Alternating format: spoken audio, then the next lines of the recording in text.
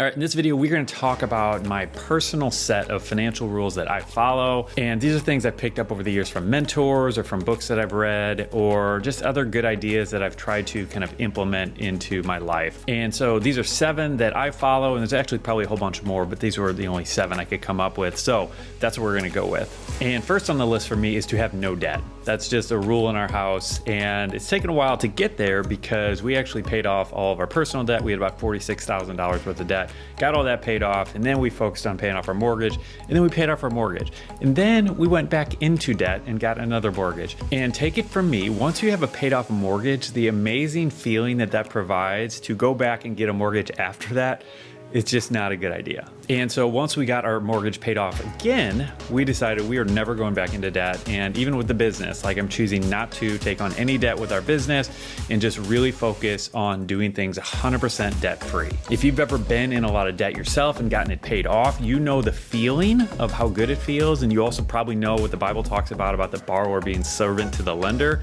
and how it really feels like that when you have a whole bunch of debt. And so if you know that feeling of how good it is, you won't want to go back to it. And that's kind of where I've been. And at first when you hear this, it kind of sounds absurd. And I did a more thorough video going into this whole idea and this concept that I'll link to up above if you want to check it out. But the gist is this, that I want to buy things used at as low a price as I possibly can. And then when I'm done with them, I want to sell them for the same amount, if not more. And you might initially be thinking that this is impossible and you can't do that. But the reality is that you can. I first discovered this in college when I was buying textbooks for school. So at first I went to school and I would go buy the textbooks brand new. And then at the end of the year, I would sell them off at a much lower rate. But then I realized that I could buy them used at the beginning of the year and then sell them at the end of the year. And sometimes I was actually making a profit by doing so. And so then I began asking myself, how can I do this on other purchases? And so one of my proudest moments came when I bought a used car from a family member for $1,000. And then I ended up selling that car 5 years later for the same price that I paid. And with all the different ways to buy used items and to sell used items these days, really, you can pull this off with a lot of different things. All right, next on the list is that we don't have a budget limit when it comes to giving. And over the years, Lynn and I have just seen God do some miraculous things in our finances. And I've just come to the conclusion that we cannot outgive God. And so while we do have a pretty strict budget that we stick to, this budgeting category is one that I am always looking to go over on. And I don't mind if we do at all. As long as we're not bouncing checks, I'm happy to be giving over and above what we've budgeted. And next on the list, this one also involves giving. And this one is to always give gifts that are better than what I would buy for myself. And this is one that I've learned over the years from different mentors and from pastors. And I really like this approach of being as frugal as possible with my own expenditures while being lavish in my gift giving. And hopefully you've gotten to experience something like this, but it's always really fun when someone gives you something and it's just really great. You know, I really like what Mary did in John 12, where she took this really expensive perfume that was worth a year's wages and she just poured it all over Jesus' feet. And she could have just used regular soap or something like that, or even a cheaper kind of thing to wash his feet, but she just wanted to give him the absolute best. I don't know, something about that just feels really good to me, and that's something I want to do with my gift giving when at all possible.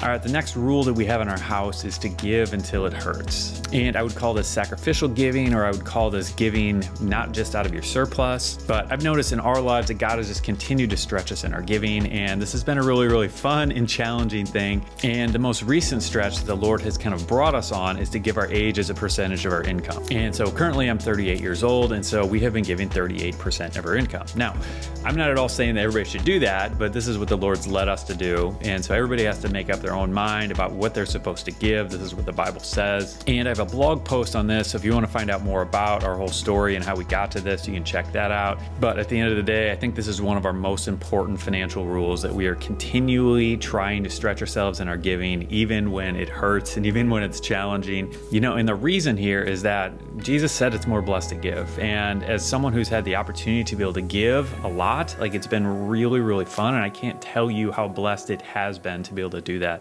Additionally, the Bible says that when we do that, we're storing up treasures in heaven. And that's a really amazing thing to think about if you can actually take that out of just the scripture and think about the reality of what that actually means. All right, now next on our list is that when I do spend money, I want to enjoy it and not feel guilty about it. Because in this interconnected world that we all live in, it's really easy for us to see all the problems all over the world and to just feel guilty about ever spending any money on ourselves. And we actually have a biblical command in 1 Timothy 6 to enjoy our money. And I go into a lot more detail on this in another video I did about 10 things American Christians should do with their money. So I'll have that linked up above for you to check out as well. And the last one is super specific, but I think really, really valuable. And the gist of it is that I like to buy Japanese cars that are 2 to 3 years old and then drive them for 10 years. And this is a lesson I learned from my Millionaire Mentor. And I did another video about some of the things I learned from him that you can check out if you want more. But the reason behind this, the logic behind this is that generally Japanese cars, so think like Toyotas, think Hondas, they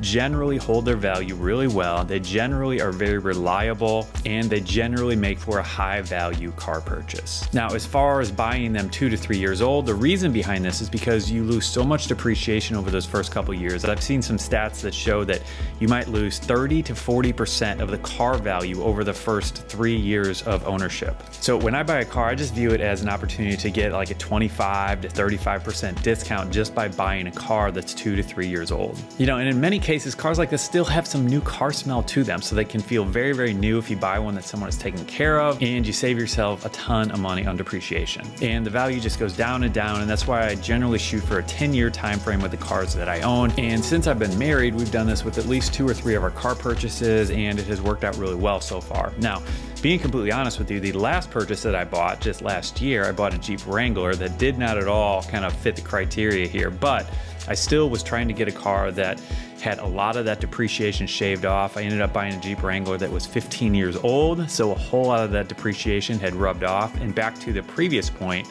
of always trying to make a profit off of what we bought, like I'm gonna have to sell this Wrangler next year because our family is growing and get a bigger one. And I'm really hoping that I can get as close to break even, if not profitable, on this Wrangler when I sell it. All right, so those are my 7 financial rules that we use in our house. I would love to hear from you. What rules do you have? What you would add to this list?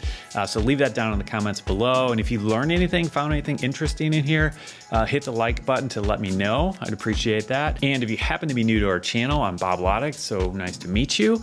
And what we do here is we talk about ways to put more money in your pocket, all kinds of money saving tips and strategies, but then we also talk about the timeless biblical principles on how to manage our money wisely. So if that resonates with you, definitely consider subscribing so you can hear from us as we create more content. And that is all for today. So be blessed and be a blessing, and I will see you soon.